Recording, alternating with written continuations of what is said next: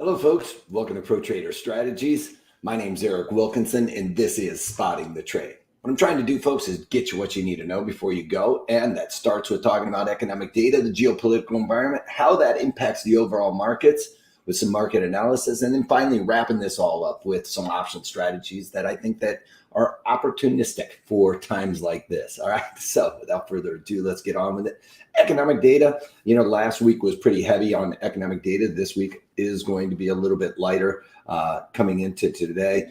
Not really a whole lot that we've heard overnight, other than there might be some talks of ceasefires, things like that, atrocities going on over in the Ukraine. And what's going on around that? Well, Shell Oil still buying oil from Russia at a discount, defending themselves, trying to say that they're trying to help lower overall prices. Well, folks, I think that they're just going to increase their margins because they're going to sell it at the same price as everybody else. That said, another thing we're hearing is continued talk out of our government saying that they are not going to allow any new drilling. So that's going to add, all of this is adding pressure in oil and creating some volatility here. Now, we've seen volatility come out quite a bit here in the markets as of recently, but the fact of the matter is, folks, I don't think volatility is out of the woods at this point. Are we going to continue to move higher? Well, some folks are calling for 200.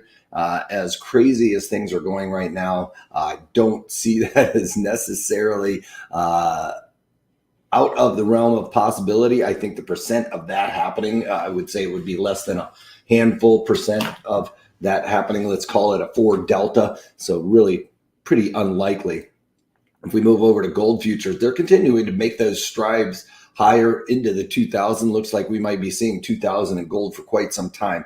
Still very surprising to me that the younger generation is not really jumping on this Bitcoin during this time where, hey, there's volatility. It seems like this would be the place to go as a store of value. It's fallen off one of the top tick searcher lists. So this is not boding well, really, for strength in Bitcoin right now. Just would like to see a little stronger reaction to the upside based on what's going on in the economy and in the environment, that we should see some strength there if it is really going to become a retainer of value. Bonds here, actually, what do we got? Soybeans. As a matter of fact, let's just go through the grain complex. Soybeans, since I've got it up, they're moving higher. If we go at just about any commodity, we were seeing strength over the last few weeks with this turmoil, especially so for wheat futures. Let's pull those up because the Ukraine is such a big producer of wheat. You can see that with that being said, there is going to be a lack of supply for wheat. And these are all-time highs here, I do believe. I think we can pull this down into a 20-year chart and go back. You can pretty much tell by just the volume node and how small that is, that it's rarely ever traded. There's a gap there, but there's some volume in it. So it looks like we have seen at least that price of $14 in beans in the last 20 years. So we can go back and try and slide. It looks like $13 was that high, and that was created back in, forgive me for not knowing, 2008. So again, seeing these high prices, commodity prices driving higher, that is inflationary, folks. Yes, it's one of those transitory things, though, that we all talk about. Why? Because, well, prices can go down. What do you think farmers are going to be planting this summer, folks? Think about it.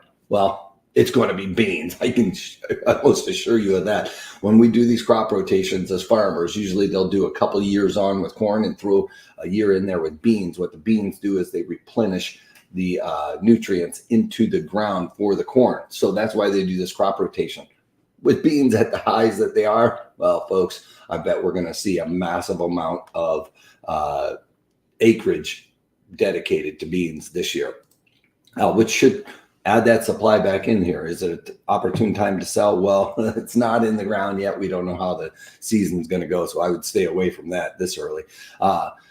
Something to note, yesterday, we were looking at these charts, and it looked like we were finding a bottom, weakness headed into the close, just overarching everything else. And today, finding a little bit of a bottom here as of right now. Overnight session really not going to give us a whole lot. I think that we'll probably look at this market start to slide here a little bit. Again, still risk to the downside. We should be looking at this high volatility, folks, and taking advantage of it right now.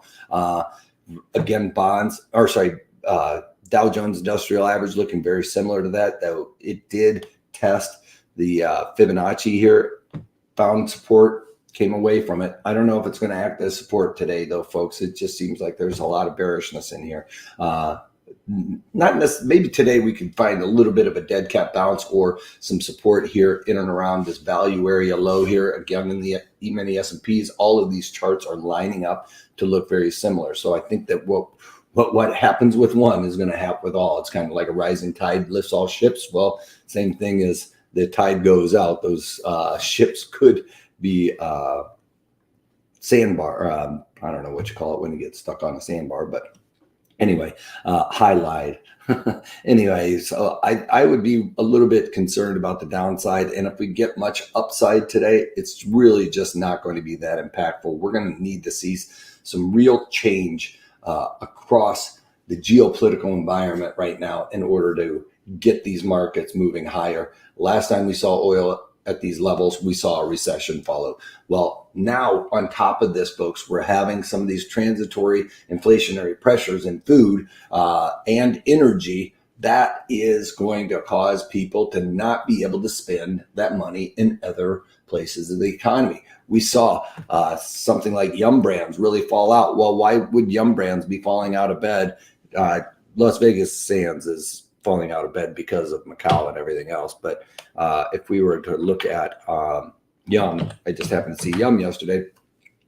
A lot of these folks, Coca-Cola and these other companies are talking about sanctions against Russia. Well, if you think about Coca-Cola sales, and 10% of their sales is going to be diminished because of sanctions going to Russia, well, that makes you really think twice about what you're going to do.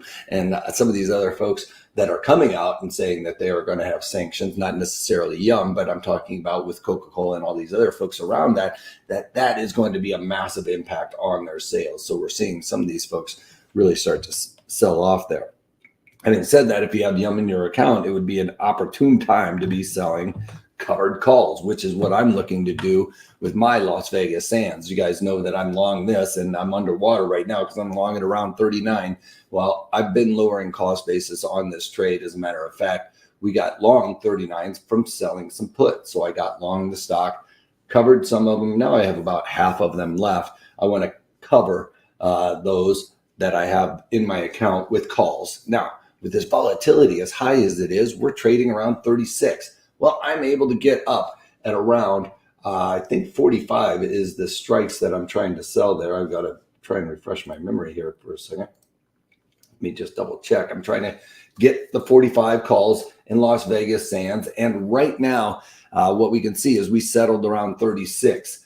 Right now, it's trading around 37 in the overnight session. That's $1 higher.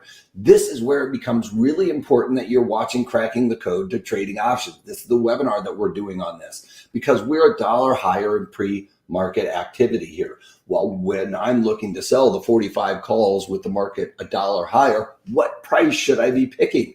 The market's not really open and it's not giving me an indication. It's up to me to understand how the pricing goes in the option montage. And in this case, what we could look at, I'll just pull this over real quick. We can pull this over and see that I have got a working order pre-market. I put it in there. Well, last trade was somewhere between 60 and 64 is what it's looking like here on the option montage. Well, knowing that we are $1 higher, we can see that the settlement was $36.10, and I'm a full dollar higher than that almost, right? Maybe 50 cents at this point, but mid-market. Well, what we do is if we know that the market is $1 higher, we know that delta goes into our premiums on that first dollar move. So I can add in 18 cents to 62 cent mid-market. And what does that give me?